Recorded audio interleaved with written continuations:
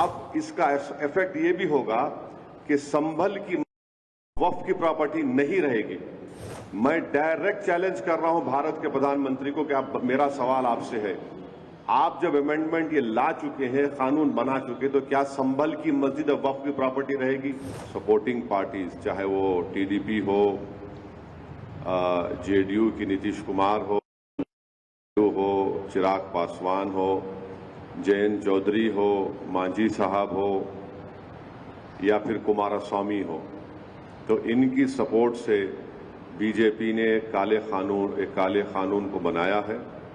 और ये इस बात को बताता है कि मुसलमानों पर बीजेपी उनको शक की निगाहों से देखती है, और इसलिए देखती है क्योंकि हिंदू धर्म के एंडोमेंट बोर्ड में, जैन धर्म के एंडोमेंट बोर्ड में, सिख धर्म के एंडोमेंट बोर्ड में, यहाँ पर सिर्फ उन्हीं के मजहब का मानने वाला उसका मेंबर बन सकता है। इन धर्म के बोर्डों में लिमिटेशन एक्ट अप्लाई नहीं होता। इन धर्मों में बाय यूसेज वो उस धर्म की प्रॉपर्टी बन सकती है, और इन धर्म के बोर्डों में दूसरे धर्म के मानने वाला भी उनको अपनी प्रॉपर्टी दे सकता है। ये तमाम चीजें इस अमेंडमेंट बिल के जरिए नरेंद्र मोदी की सरकार ने मुसलमानों के इस धर्म के बोर्ड से छीन ली है।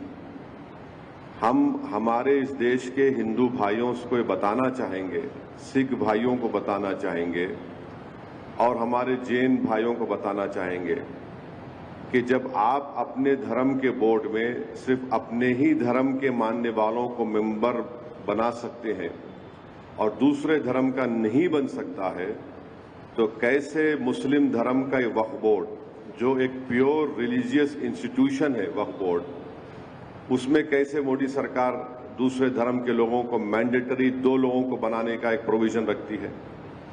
और जब आपके पास लिमिटेशन एक्ट अप्लाई नहीं होता है, जिसके जरिए से अगर हिंदू एंडोमेंट बोर्ड की प्रॉपर्टी पर, जैन धर्म की प्रॉपर्टी के ऊपर, गुरुद्वारा प्रबंधक कमेटी की प्रॉपर्टी के ऊपर अगर कोई नाजायज कब्जा करता है, तो उसको आप कभी भी निकाल सकते हैं।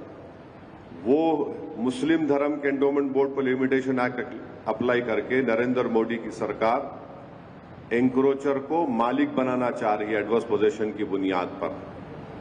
और फिर आर्टिकल 26 के तहत हर रिलीजियस डिनोमिनेशन को अपने रिलीजियस चैरिटेबल ऑर्गेनाइजेशन बनाने का इख्तियार मिलता है, उसको एडमिनिस्टर करने का इख्तियार मिलता है, और मूवेबल और इमूवेबल प्रॉपर्टीज को हासिल करने का इख्तियार मिलता है।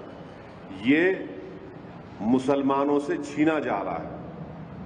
और आपको मैं बार बार समझा रहा हूं कि इस मुस्लिम धर्म के इस बोर्ड में जो अमेंडमेंट्स नरेंद्र मोदी की सरकार ने और चंद्रबाबू नायडू, नीतीश कुमार, चिराग पासवान, जयंत चौधरी, मांझी साहब ने और कुमारस्वामी ने किया है, उसमें सेक्शन 3D आप पढ़िए। सेक्शन 3D को जब पार्लियामेंट में ये बिल डिबेट हो रहा था, उसको बुज़दिली से अमेंडमेंट को पेश किया गया। और अमेंडमेंट क्या बोलता है कि जो भी मस्जिद, दरगाह, खानखा, आशुरखाने, इमाम बाड़े लॉजिकल ऑफ इंडिया रहेंगे, अब ये बिल बनने के बाद उनका register as a waqf property नहीं।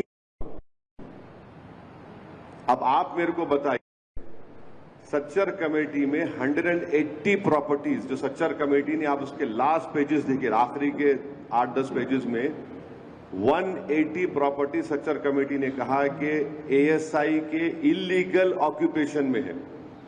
इस सेक्शन 3D के तहत हम उस 180 प्रॉपर्टीज को खो देंगे, जिसमें मस्जिद, खानखाएं भी हैं, कब्रिस्तान भी है, दरगाहें भी हैं, सब है। अब इसका इफेक्ट ये भी होगा कि संभल की वक्फ की प्रॉपर्टी नहीं रहेगी। मैं डायरेक्ट चैलेंज कर रहा हूं भारत के प्रधानमंत्री को कि आप, मेरा सवाल आपसे है, आप जब अमेंडमेंट ये ला चुके हैं, कानून बना चुके, तो क्या संभल की मस्जिद वक्फ की प्रॉपर्टी रहेगी? क्या ज्ञानवापी की मस्जिद वक्फ की प्रॉपर्टी कहलाएगी? क्या मथुरा की मस्जिद वक्फ की प्रॉपर्टी कहलाएगी?